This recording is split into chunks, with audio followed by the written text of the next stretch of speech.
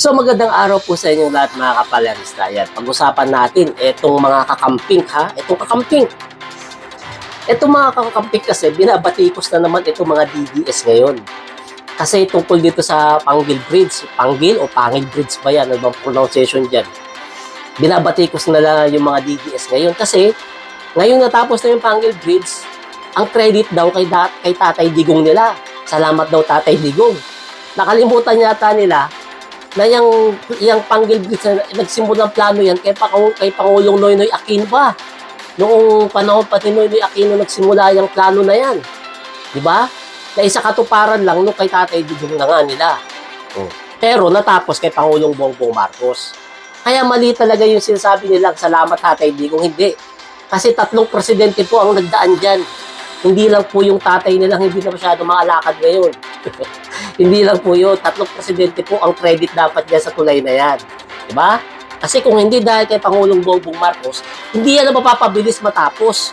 Kasi aminin natin, nung pag-upo ni Pangulong Bongbong Marcos, doon lang bumilis yung pagtatrabaho, yung paggawa ng tulay na yan. Diba? Kaya dapat talaga dyan, salamat Pinoy, salamat Duterte, salamat Pangulong Bongbong Marcos. Ganun yun. Hindi lang salamat Tatay Digong, kayo naman. Paano naman kayo kakampihan ng mga kakampik niyan? Paano kayo dadamayan sa paglaban kay Pangulong Bongbong Marcos? Kung pati yung credit para sa kanila, inaangkin ninyo. Di ba?